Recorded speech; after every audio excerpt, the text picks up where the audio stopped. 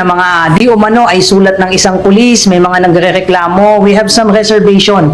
What we can say is, alam po ng mga pulis natin, sabi ko nga, professional ang mga pulis natin. Alam po nila na ang sinusunod po natin at ginagawa po natin ay within the bounds of law po.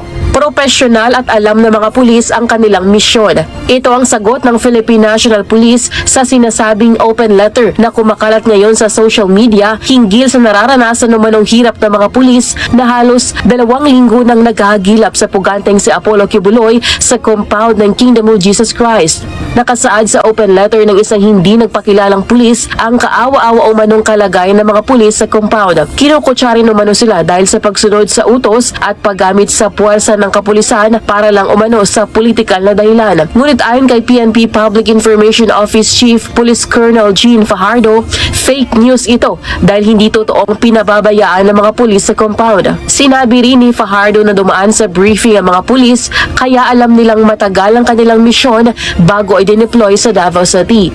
No less than the Chief PNP was there for a few days, almost a week, para po makamdaman ng mga pulis natin na yung ginagawa po natin ay bahagi po ng ating mandato para iserve po ang isang warrant of arrest. In fact, yung ating pong director po ng Directorate for Controllership ay hanggang ngayon andoon po. Mula mahigit 1 linggo na po siya doon, 2 linggo, to make sure po na lahat po ng pangangailangan po ng mga pulis po natin in terms of pagkain, yung mga tulugan po nila, and even yung mga portalets po were provided by the PNP. Nagpaliwanag din ang PNP sa pagbabawal nila sa media at sa kinatawan ng KOJC na pasukin ang basement ng JMC at Cathedral. Ayon kay Fajardo, ayaw nilang madelay ang operasyon at paghanap kay Kibuloy gamit ang mga ipinasok nilang instrumento.